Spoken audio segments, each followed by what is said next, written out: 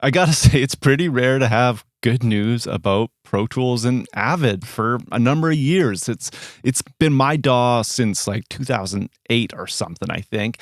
But as much as I love it and I like using it, it has been disappointing as a customer for ages, actually. It's kind of something that seems to almost have gotten worse rather than better. The TDM version of Pro Tools that I used at the studio I first interned at when I was first starting out was by far the most stable, like best version of Pro Tools that I've ever used. And yes, there's new features that have been introduced since then that I do enjoy, but at the end of the day, I just want the DAW to work. And worse yet, what has happened is that it's just gotten more expensive, and I've been penalized as a loyal Pro Tools user depending on when I want to update and if I think an update is even worth it. So what I mean by that is that at one point, Pro Tools decided, hey, we're going to switch to a subscription model, and you have to subscribe to get our latest and greatest and stay current. And they hid perpetual licenses. Some people think that they removed perpetual licenses, but I actually have successfully stayed on a perpetual basis forever. And I've used most of the new versions of Pro Tools as a perpetual owner. But what they did is they kind of hid it, they made it hard to find, and they made it really expensive and a bad deal. But I hate subscribing, so I stuck with it. And what this meant, here's what the bad deal was if you're not familiar. But first off, I want to mention that they fixed it. That's the whole point of this video. But first, I'm going to describe how they screwed me for so many years, and a lot of us users of Pro Tools, and why a lot of people were afraid to jump into Pro Tools as their first DAW, which I think is going to be important later in this conversation. So essentially, I could buy a version of Pro Tools, a perpetual license, but I would only be covered for 12 months if an upgrade came out and I wanted to take that upgrade. So I had a 12-month grace period to be given free updates, which is nice. But if I let that 12 months lapse without giving them, in Canadian, it was like $300 or something, maybe even more, I would then lose the ability to upgrade. And if I wanted to upgrade to the new version of Pro Tools, I would have to buy it again at the full starting out price as if I had never been a customer before. So I think Pro Tools cost me like $6.99 US. I think the prices have changed, so let's not be too specific on that. Let's say $700 US. And then I get it in, let's say Pro Tools 12, and then Pro Tools 2020 comes out. And there's some updates in there that seem worth it.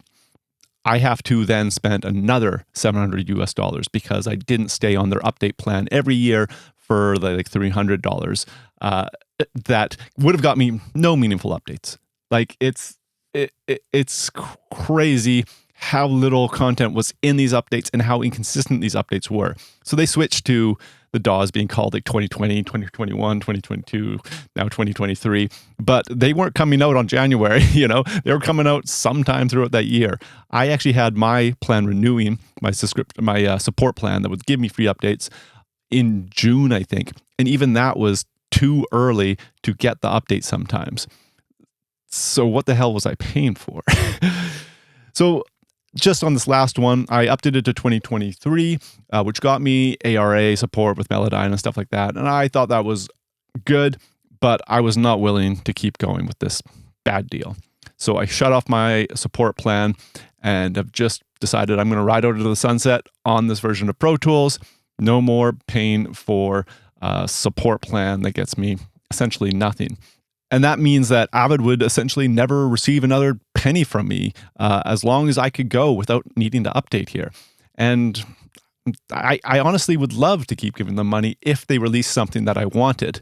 But just having to pay for like 1 year, the update was like a dark mode. That's not worth $300 to stay in the subscription. It's not worth anything to me, really. It's cool, but like, it's just not, they're not delivering on what I was giving them. I've given them thousands of dollars over the years now.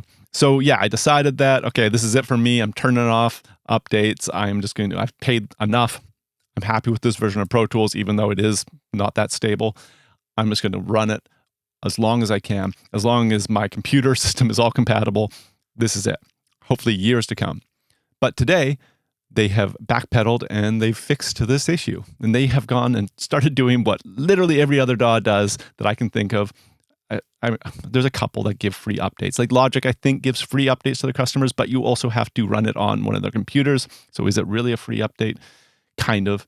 Logic's great. Don't get me wrong. I like all the DAWs, but sticking to Pro Tools, they're doing what pretty much every DAW is doing now, where I don't get penalized if I decide not to update to the next version. If I want to update 2 versions from now, I still get a loyal customer price. And that price is $200 for the studio version of Pro Tools, which is, the first kind of professional tier, I would say. There's an ultimate if you want to run their hardware and stuff, and maybe if you're doing post that's necessary, but studios where most people are going to live.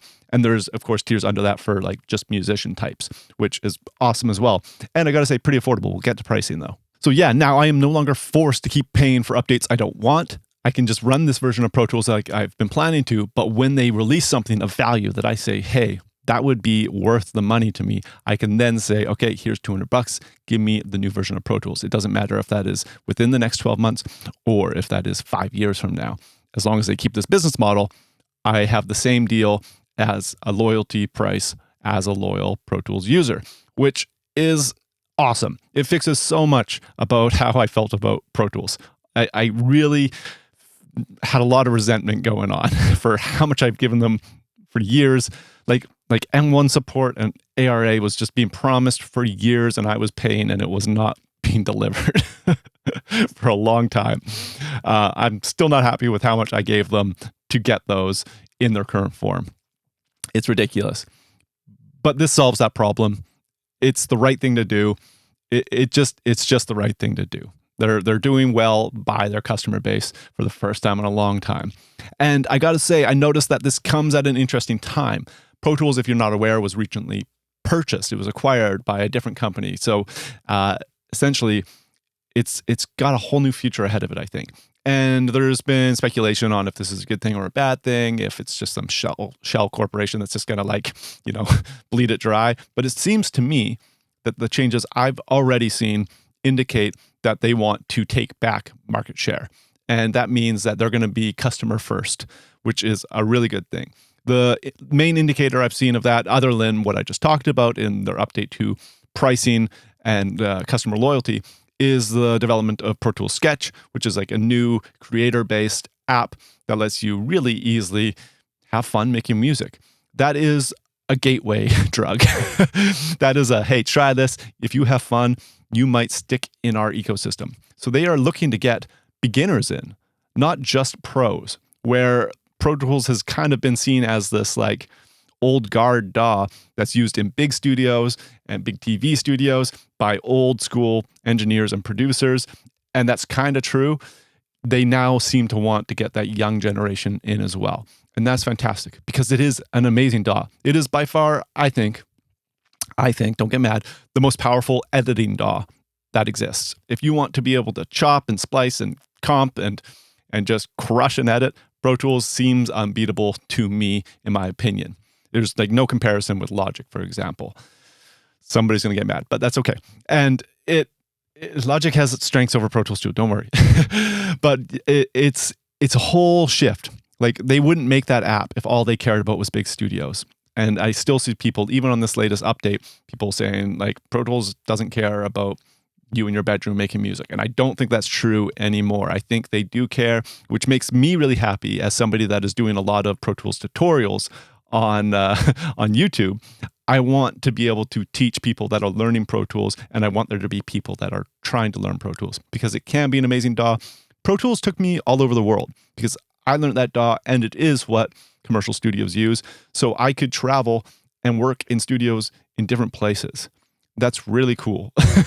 I didn't have to only work in my studio with my rig because I used some weird DAW. Not weird DAW, sorry. Just offending everyone today. But I could use Pro Tools in any studio. I went to India and they had a Pro Tools rig. And I said, do you mind if I jump on that? I don't have to use my little mobile recorder for the project I was doing. I could just use their studio straight up. Big win. Love it. Yeah. So this is kind of a news update rather than a tutorial video, which is rare for me, but I thought it was worth mentioning. It seems like a bright new future for Avid and Pro Tools. This is really Pro Tools specifically. Avid does other things, but it's good news. It indicates consideration for their customer base and their hopefully new customers to come. And I'm excited about it. I hope you are too. And if you want to learn something, I've probably got another video popping up right here. And I also have a free mixing workshop down below, taught by my co-host at the Self-Recording Band podcast, Benedict Hines. So check out that free workshop down below as well. And let me know in the comments if you think this is good or bad news and just what you think about what's going on with Pro Tools right now. Would love to know your thoughts. And if anybody is interpreting this news different than me, that would be interesting for me as well. I'm excited. We'll see. I don't have to update to the next one, which I probably won't, but we'll see what they develop. And if new fun tools come out, maybe I will. Okay, on to the next one. Bye.